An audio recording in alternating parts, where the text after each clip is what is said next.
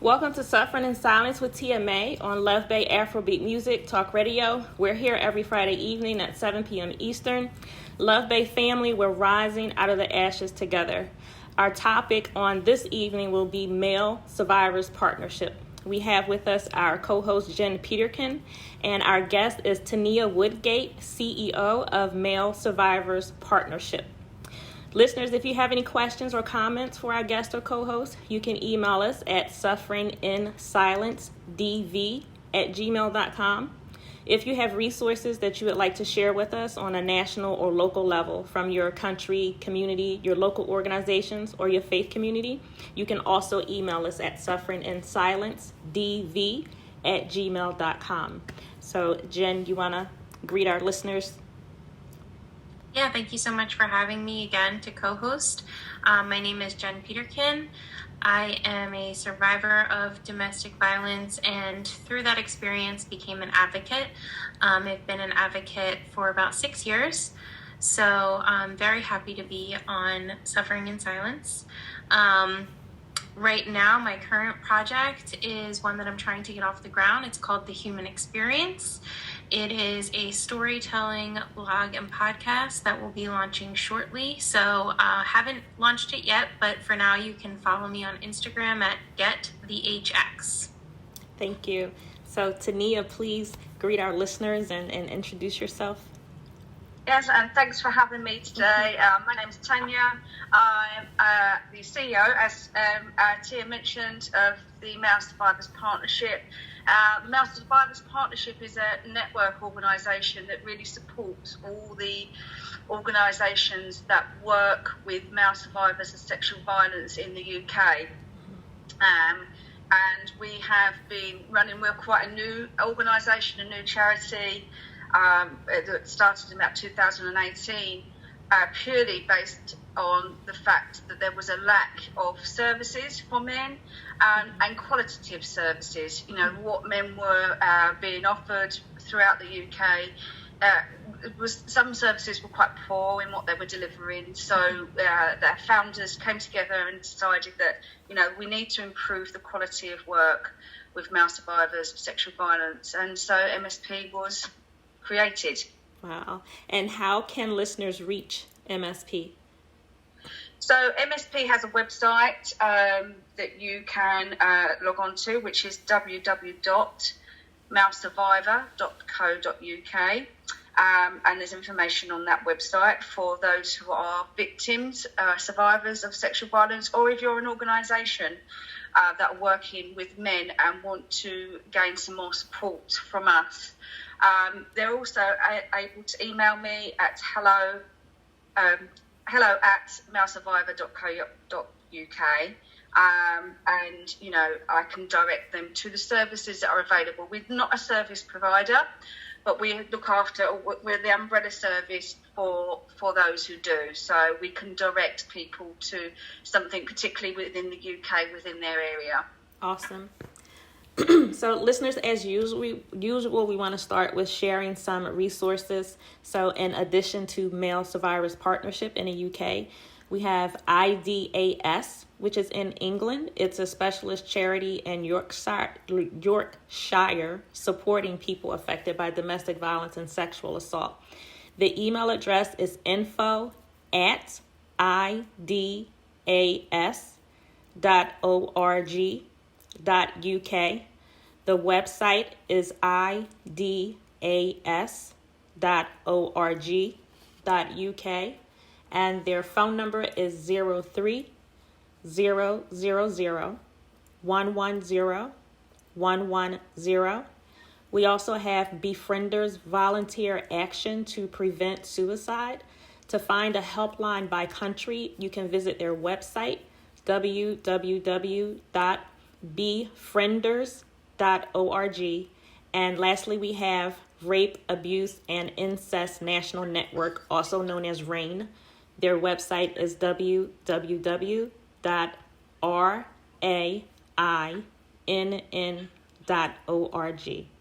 And again, our topic on this evening is Male Survivors Partnership, and this organization is based in the UK.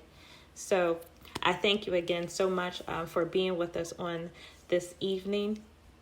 So our first question would be to you, Tania. You are the Chief Executive Officer for Male Survivors Partnership. So can you tell us a bit more, explain a little further what it is that you do?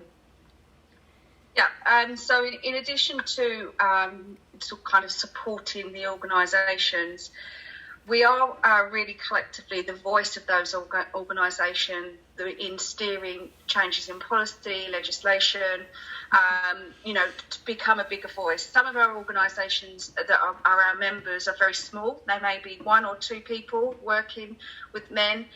So their voice is not really heard when things need to be changed or they want things to be changed. So we do, we are the voice of our membership. We do also share a lot of research, and predominantly here in the UK, it's very sporadic, the amount of research that's available that's UK based. So, we encourage that, and we collaborate with universities and academics in bringing more research into the subject of men's sexual violence, more UK-based stuff. We also, bring our members together to share practice, to look at how we engage men more, because it's historically really difficult to engage men into services because they generally don't speak out.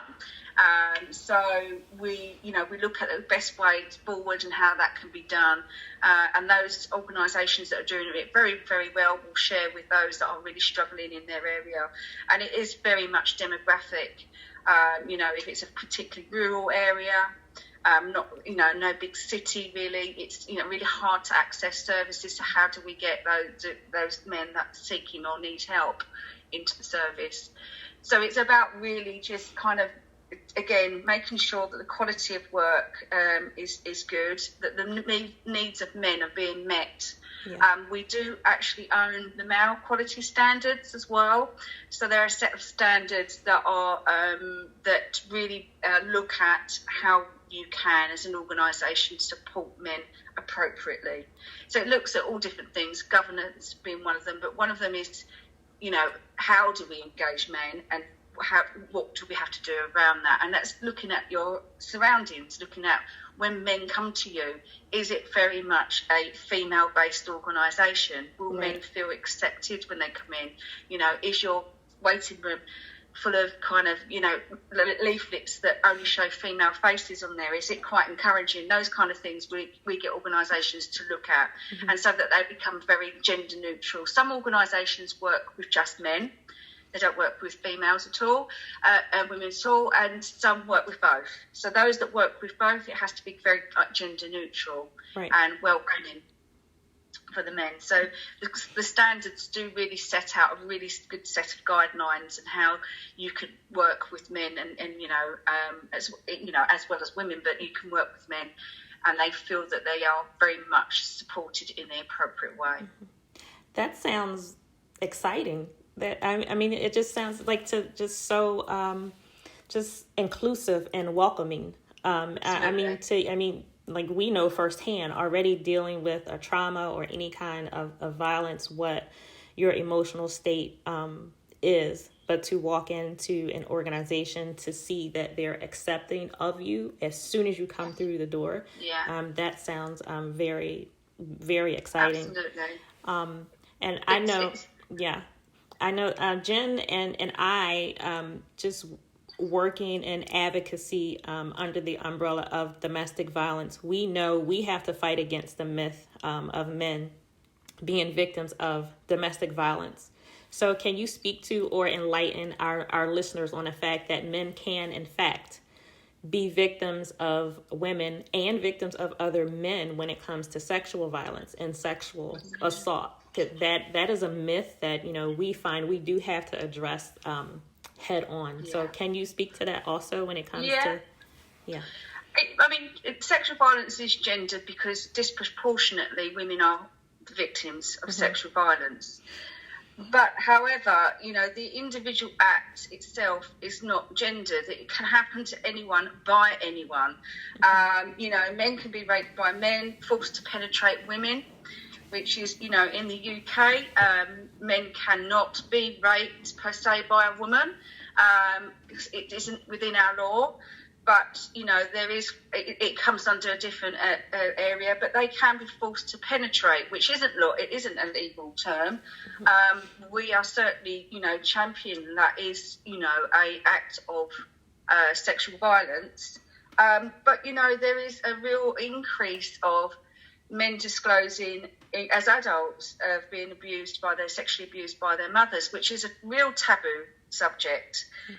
People don't want to believe that the maternal instinct would go down that route. That is definitely off limits, but it definitely is an increase of men disclosing that.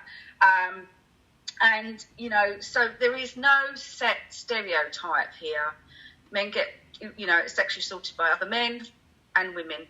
And also we think of the LGBTQI community. They are also experiencing sexual abuse, sexual violence, however they see their gender.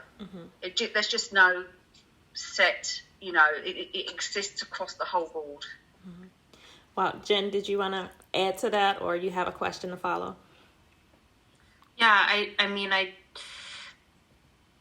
I just think that it's crazy that there isn't a law that men can't rape, or women can't rape men. And it just speaks to how regressive we are with this issue, for as many strides as we've made forward as collectively as a society, it's still really jarring to hear where the cracks are and who is falling and getting stuck in between them. And so kind of to that angle, talking about the resources that you offer and the organizations that you work with, even in like the last decade, how far have you seen this come for men, in terms of, even 10 years ago, what the conversation was about domestic violence, and especially domestic violence for men, to now, and what resources are being offered, and where are those gaps still? What would you like to see happen? Yeah, there's still a long way to go. There still is a real lack of services specifically for men. There's, very few male refugees in the UK. My previous life, I worked in domestic violence, but predominantly with male perpetrators, female victims. But we did work with male victims in the DV context as well. But again, there was a real lack of services available. And so for me, my opinion, in 10 years, we are getting there. There certainly is much more services that were started off as being very much female-focused only, are now opening up their services and recognising, that there is a need and a demand for. And I think the issue is more men are speaking out. They are speaking out. They have a different forum to speak out as well, such as Twitter and, Facebook, things like that, they're quite anonymous. They can change their name, but they can actually say their truth in that kind of forum. So they are finding the courage to speak out. So when the demand comes, so do the services. So people that, will buy in or fund services. And generally, by and large, a lot of these services are charities. So, they have to find the funding to be able to then provide a service for men. Sure. So it's getting there, but it's slow but sure. There certainly is disproportionate. But I do think that actually, obviously, there is more women that are being abused sexually and with domestic violence. So there will always be that, more services available for females. It should always be like that. But there's still a real lack of services available for men and where they go. And of course, if they do, we was talking about, being welcoming. If they do reach out to a service and then be told, sorry, we won't work with you, we don't work with men. it's, you know, it's really difficult. It can be quite traumatic as well, because you've built up that courage to actually pick the phone up, and then only to be told, sorry, we don't support men. Yeah. And it just, that, you know, adds to that narrative that actually male sexual violence isn't as important. Yeah. You know. Yeah. So it's slow steps. Yeah. You know, I do appreciate the acknowledgement that, you know, and obviously you've been in this sphere for many years, so you are well aware that this does disproportionately happen to women. But I think, you know, we as a society need to find what that balance is to make sure that we're having both conversations, you know, and one shouldn't wipe out the other, right? Just because we're talking about men and men being victims, and it's a very real problem, that doesn't disqualify what women go through and vice versa. And so we need to figure out where that balance is in the conversation so that we can have it more openly and get men the resources that they need. Absolutely. Yeah, I totally agree. There is that, you know, there is a balance, and you don't want to, you know, us as an organisation don't want to keep saying, well, yeah, men too. Yeah, men too. It needs to be part of that conversation without it being an add-on. It already has to be part of that conversation, because inherently what we're dealing with is a victim of violence. Right. You know, so, you know, we take the gender completely out of it. If somebody needs support, they should be able to access support. You know, they shouldn't feel like they're an add-on, and sometimes that does, you know, that men might feel that way because there's not enough services out there for them. Yeah.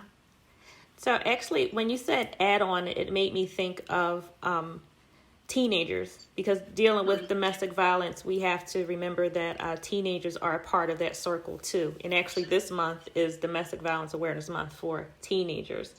So in dealing with male survivors, is there or are there services specifically geared toward teenage boys? Like, is there something specific that falls in the area of them according to age?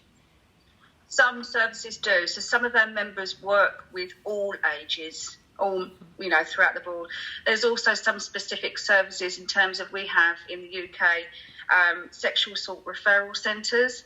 So they're usually the places you go to as close to immediately after an incident has happened, because they carry out the forensic examinations, and so there's a kind of timeline within that. And some of those services are specifically for children and young people. So there is some services, its age is no matter, but you know, again, there's not enough of them. Right. That's the issue. There's not enough of them. They are very, very sporadic in terms of counselling services available for young people, teenagers. You know, so again, that needs to be improved, I think, certainly throughout the UK. Okay. So in dealing with specifically being a male victim or survivor of sexual abuse, rape, or sexual exploitation, what are some of the barriers unique to men that they must deal with, that you have to account for and, you know, and work around? Yeah. I talk about this often because a lot of the barriers remain the same. Shame, guilt, those things, regardless of the gender. However, some of the unique barriers is one of the main ones is always that thought of being believed. Whereas some women might not automatically have that thought. It's always, will I be believed? And, you know, and because of their gender, I'm a man, I should have been able to fight them off. I should have been, you know, I should have been stronger. This doesn't happen to men, that kind of thing. So that really is a barrier. And also the fact that during a sexual assault, men can often be aroused, and that therefore can be very, very confusing. So was I sexually assaulted because I had an actual kind of a reaction to that, which would be considered as an arousal, you know, that it felt good. So was I really sexually assaulted? So the doubt, the confusion will be a real barrier. And then for some people, it will be, for some men, they'll be confused about their sexual identity. You know, so again, will people consider that I am gay? You know, if they're not, but, you know, or if they don't want to be, you know, come out at that stage because they tell somebody this has happened, that might happen. So it's a kind of the consequence of me speaking out is a real big concern. But one of the main is I'm a man, this shouldn't happen to men. And so that is the uniqueness. Jen, you want to add to that or follow with the question? Yeah, sure. I mean, that is just, you know it, but it's so sad to hear it kind of just put so plainly. You know, I think that it's important, and we all know this, that, you know, being a victim of domestic violence is a loss of agency. And, you know, we do ourselves a disservice by, just like you were talking about gendering the the act of domestic violence, by gendering, you know, what is weak and what is strong, right? So and I think it's interesting too, you know, the most accepted form of domestic violence is physical, right? Because that's what everybody can see. Right. And so I think it's interesting that our thoughts go directly to, well, men can fight women off. And not like this is way deeper than a physical struggle. Even though physicality can absolutely be a part of that and often is, it is so much more than that, so much bigger.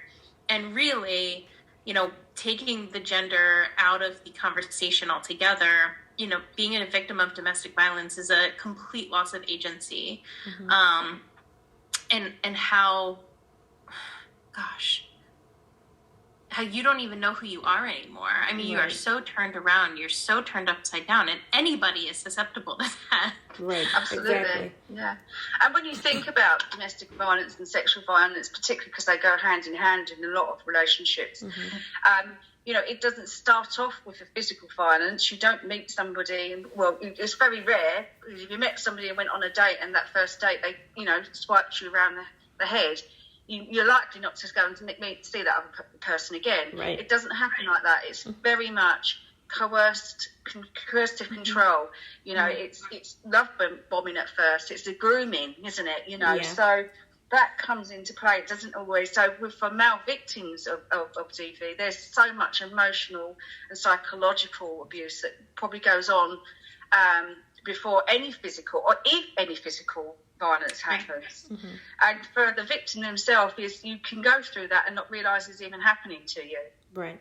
Yes. And it's the same for females as well. You know, not all females who are in a domestic violence relationship are experiencing, you know, physical violence, but they're equally as damaging.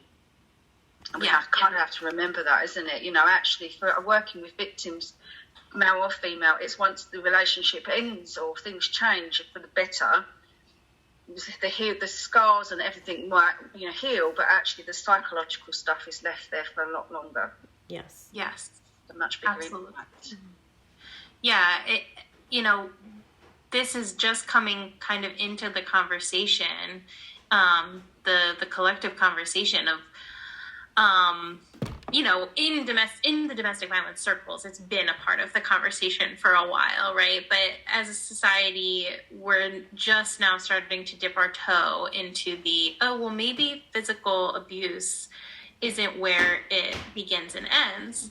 And it's interesting now because there's this feeling like, well, anything could be abuse. Anything could be considered abuse now because, you know, you can just cry abuse. You can just say whatever you want and you can say somebody's abusive. And I think that that's a really interesting, very defensive, obviously, position to take when really we are just coming to understand how damaging and how life-changing psychological and emotional trauma are to people.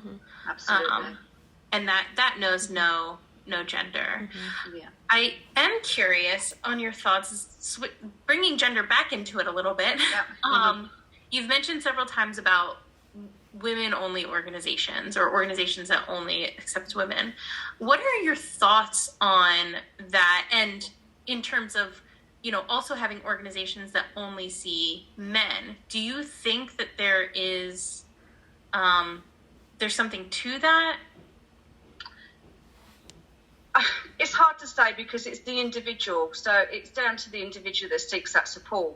Yeah. So if they're going somewhere and they really want it just to be female only, that that's how they seek comfort, and doing that. So it's really, I think there needs to be a good mix of all, just for men or just for females, or for those however they identify them, there needs to be a service for that.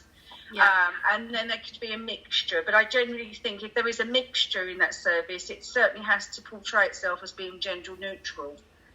It can't, go one way or other, because it just has to be welcoming to all. Because it's very, to disclose or seek help is really traumatic. And you have to speak about the incident again, and if you're just not going to get the right kind of support or the answer, that's so damaging. And it really affects that person's ability to heal and recover. Sure. And so they're being bounded about different service. Oh, can you tell me again what happened? It's just really traumatising that person. Yes. So, yeah, I think there should be a real good mixture of all. And like you talked about earlier, for teenagers, going into places where it's all full of adults, again, I mean, you're not going to have children working with children, but it needs to be that space that really does resonate with teenagers and how they feel comfortable. Yeah. So, yeah. And as I said, most of the services that, do work generally with everybody are, charities. They're, voluntary sector. So it's all down to funding, whether that's available, and whether they can expand their services.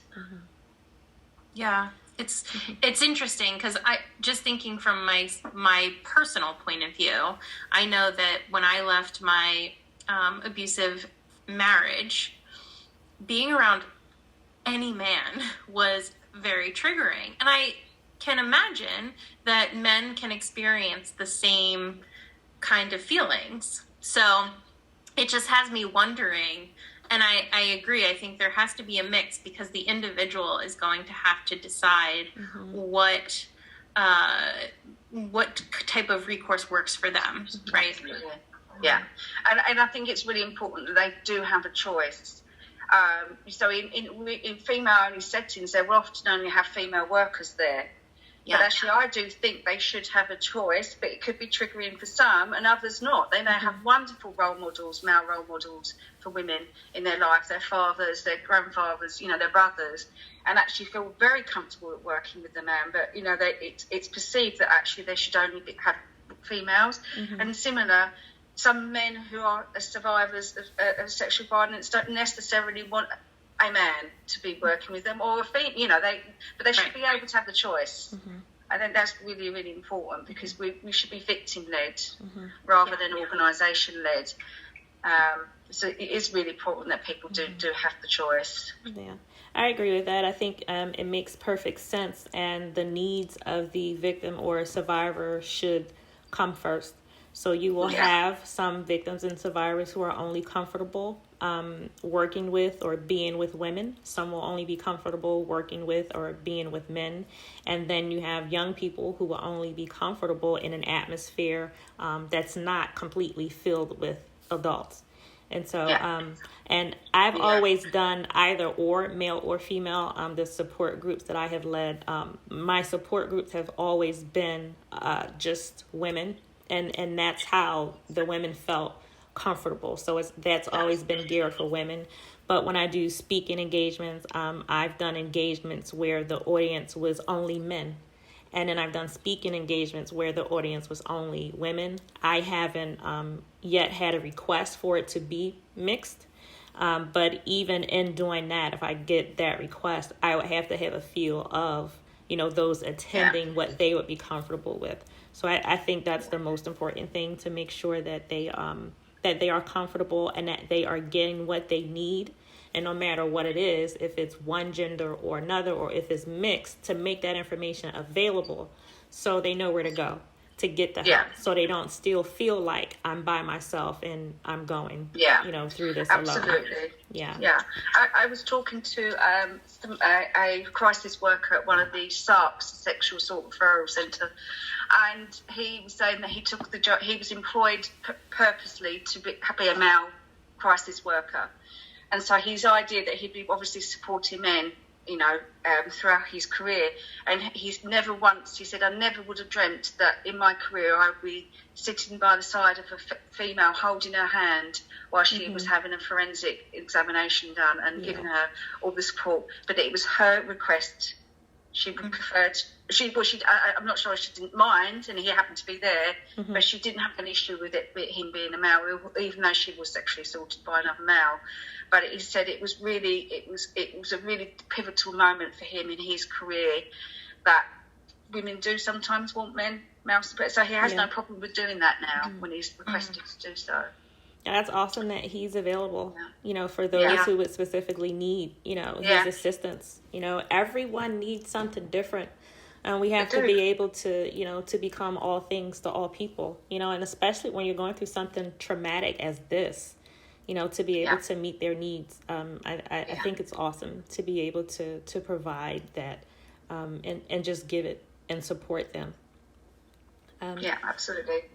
Luv Bay, we want to welcome you again to Suffering in Silence with Tia May on Luv Bay Afrobeat Music Talk Radio. We're here every Friday evening at 7 p.m. Eastern with a replay on Tuesday evenings at 7 p.m. Eastern. Luv Bay, we are continuing to rise out of the ashes together.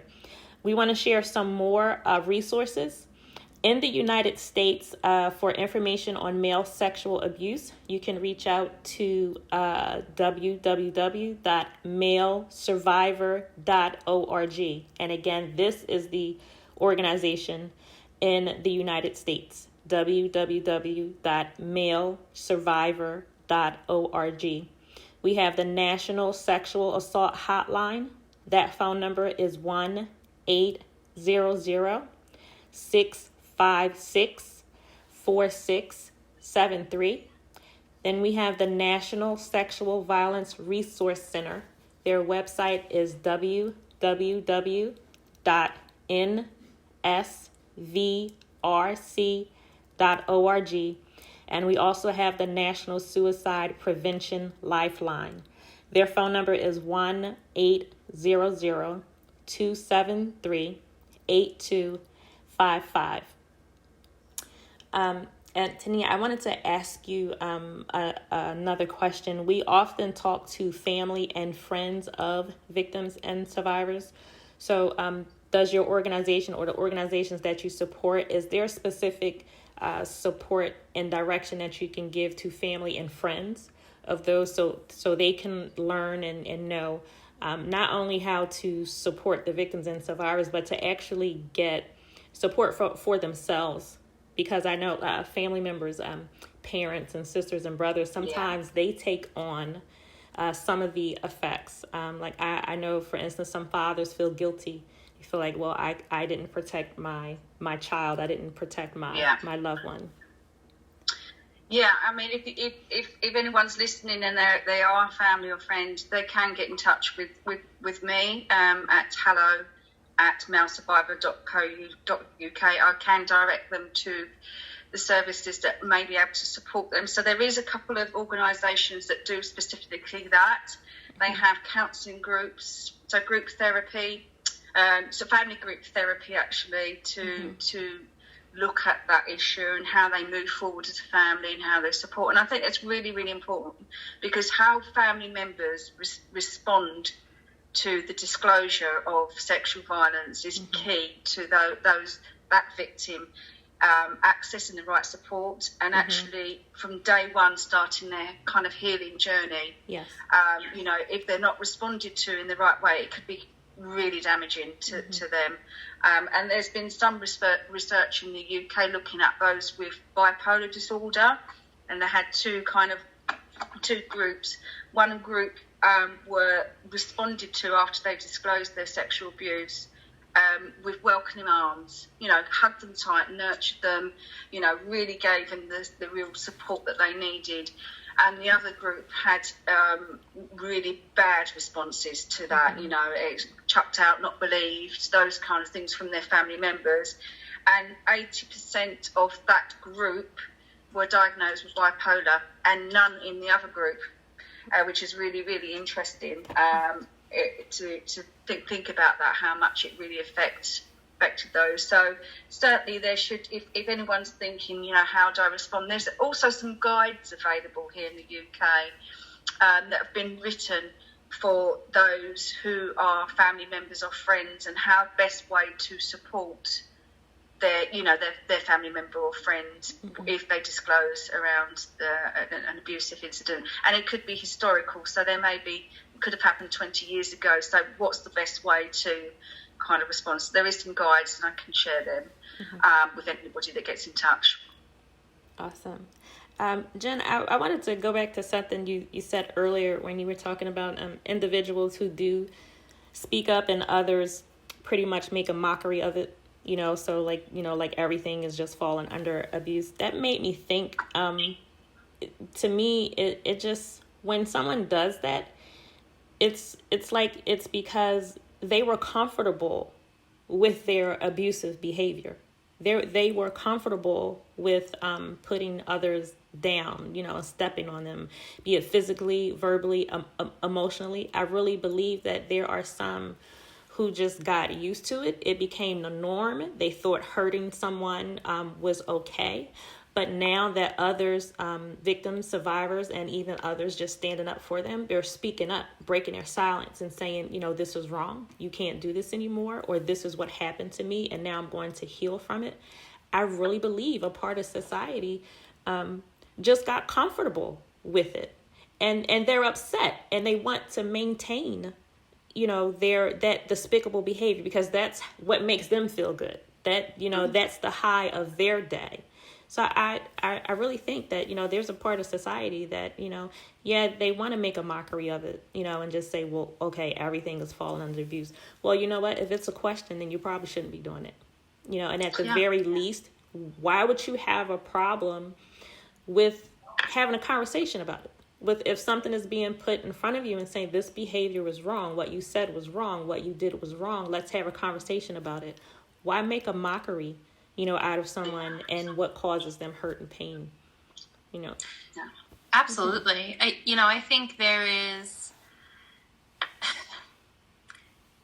once you acknowledge something to be true, you have a responsibility to it, right? And so I think there is a definite feeling of, well, if I allow this in, then I know about it. And one of my favorite quotes of all time was William Wilberforce said it, the abolitionist. He said, "If you may choose to look the other way, but you may never again say that you did not know."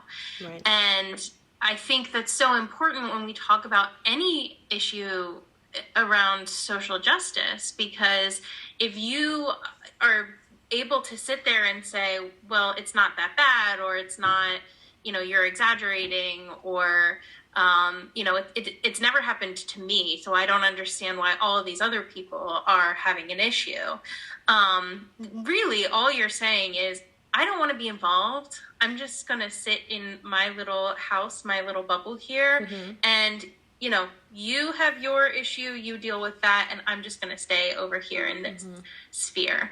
And it's a problem, and that's why this is not just a victim-survivor issue. This is a societal issue. This is a cultural issue. Yeah, I completely agree. I mean, when you think about male survivors of sexual violence, men themselves are part of the problem in terms of doing that. So when you think about, and I've seen quite a few articles from the States around female teachers having, and it's termed this in the headline, female teacher, says her name, having a relationship with 14-year-old male student. That's not a relationship. That's Right. being groomed. That is, there's no relationship there. That's a power dynamic.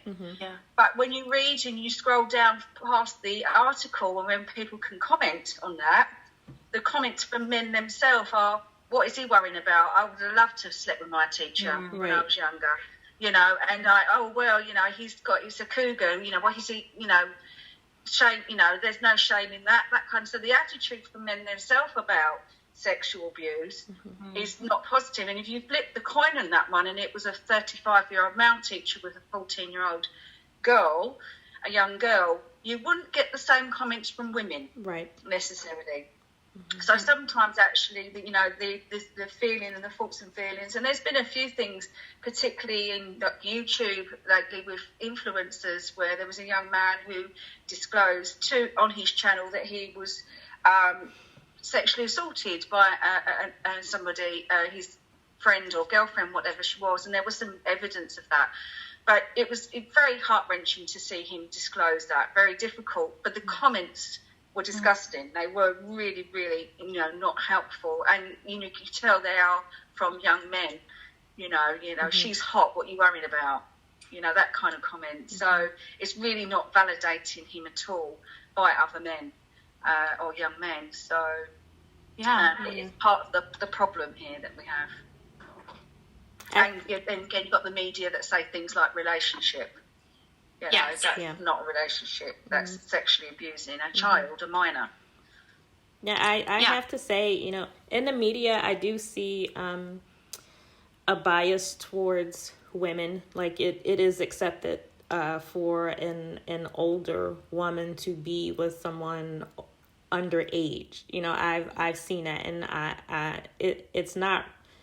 I personally don't believe it's right. I mean, it's wrong. Abuse is abuse. It doesn't matter what the genders are. I mean, when you clearly have age differences like that, 30-something years old and a teenager, that's not a relationship.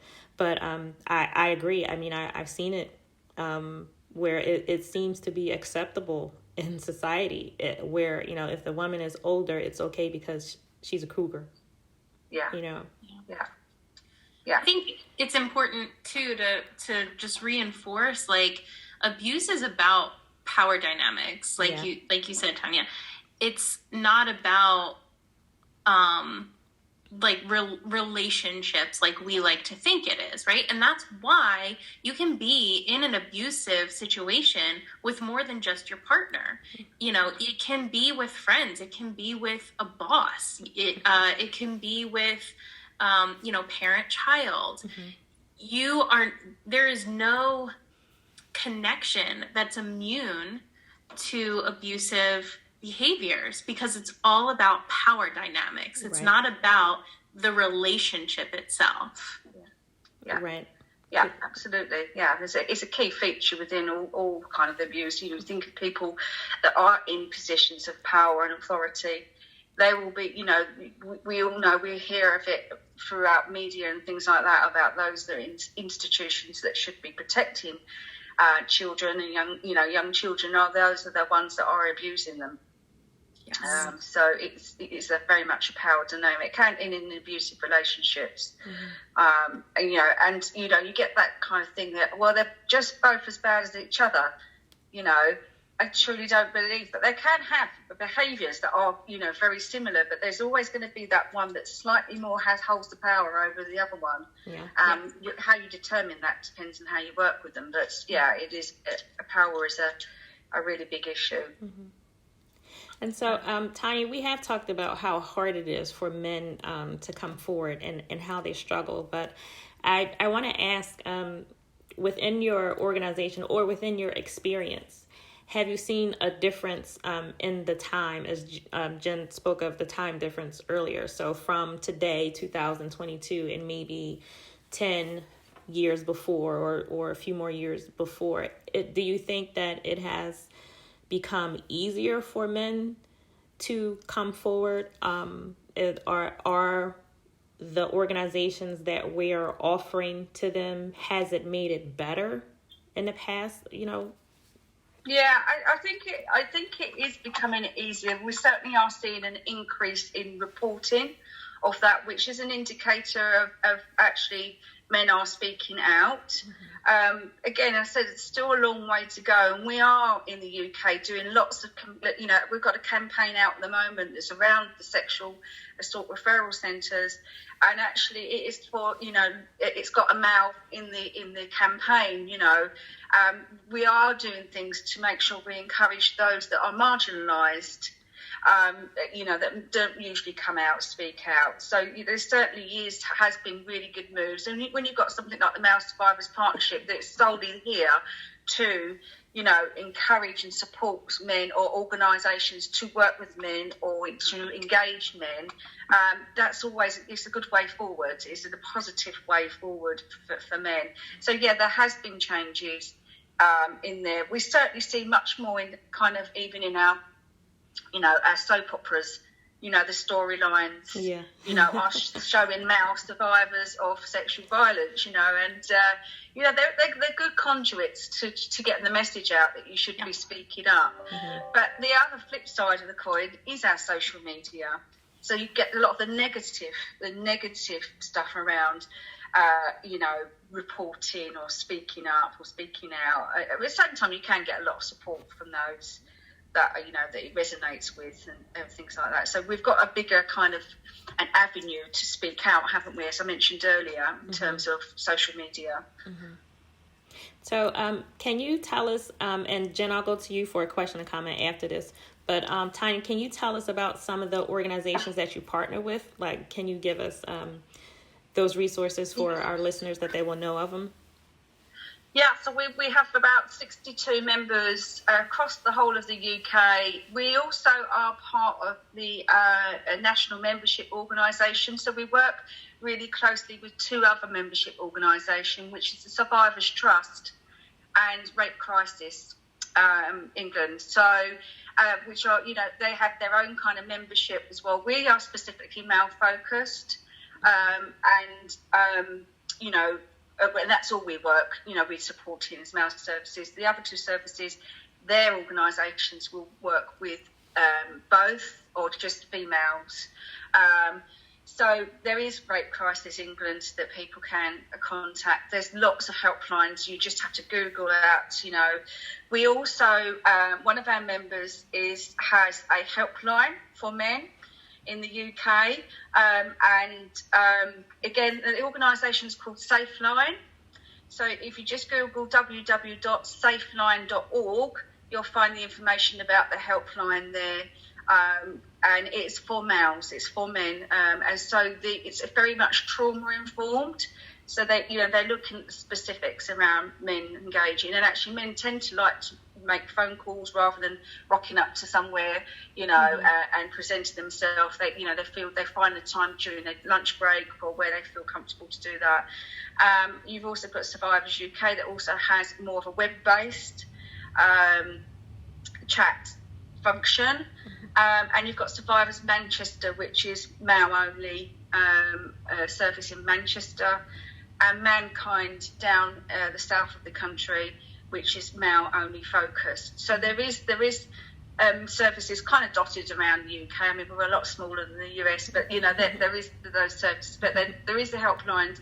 So safeline.org and Survivors UK is the web-based chat function. Thank you. Jen, do you have a question or comment? Yeah, I'm curious, what is the landscape right now for male advocates? I imagine there is, as services grow, there's a growing need for male advocates as well. So I'm just curious, what does it look like now? Are there men coming into this role? And how do you, quote unquote, recruit for something like that? Yeah, more and more. So we have two types of advocate services. We have a lot of support workers, like on the ground, but there's two specific. So you have what we have in the UK is called an IDVA. So it's an independent domestic violence advocate, and we have male IDVAs now. So 10 years ago, there not that I was aware of anyway, there were male IDVAs.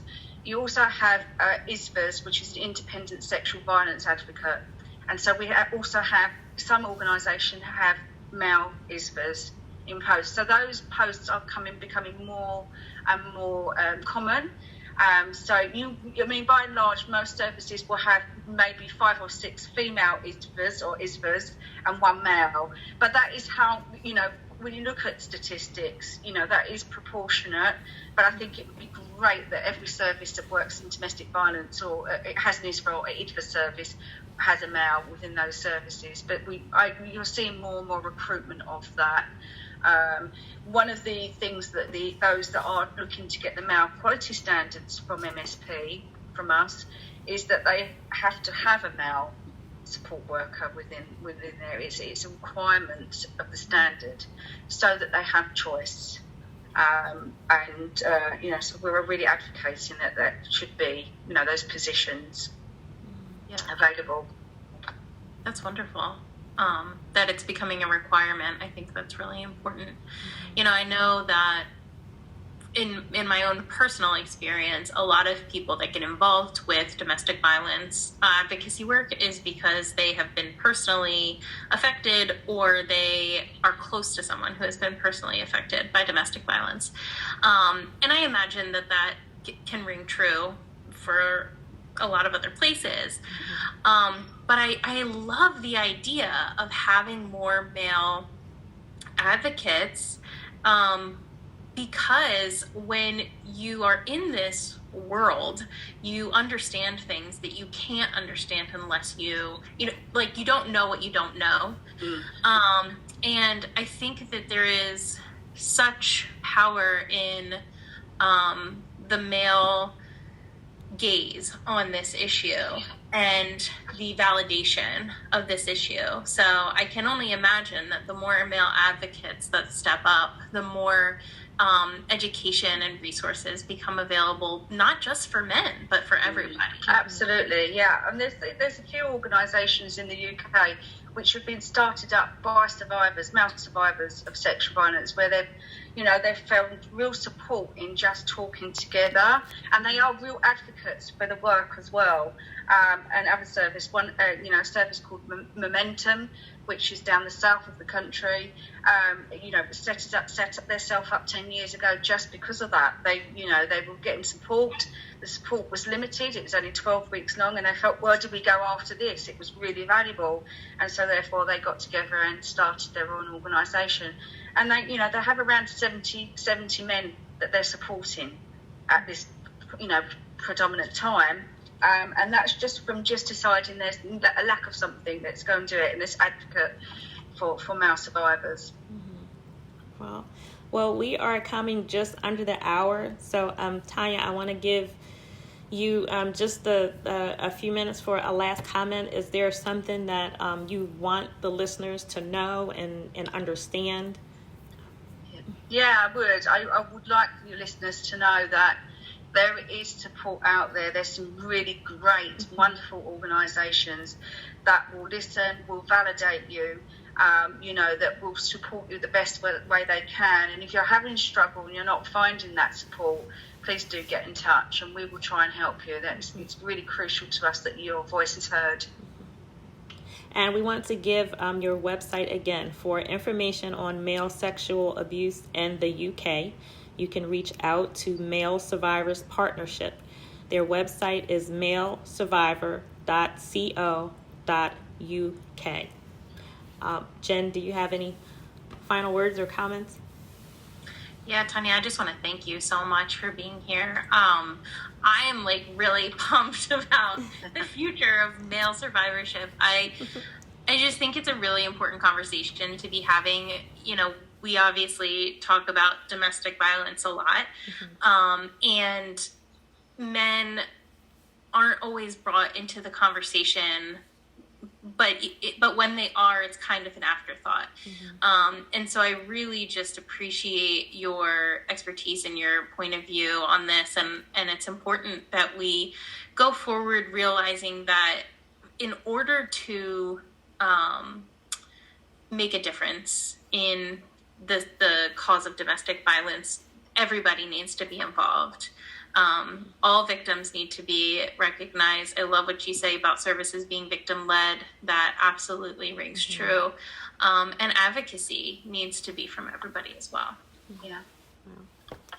Well, thank you so much, Jen Peterkin, our co-host for this evening. Thank you very, very much. Tanya Woodgate, CEO of Male Survivors Partnership. Thank you so much for being with us, for sharing your time with us. Listeners, if you would like to catch up on previous episodes of the program, you can catch our YouTube channel, Suffering in Silence DV. We want to thank you for joining Suffering in Silence with TMA on Luv Bay Afrobeat Music Talk Radio.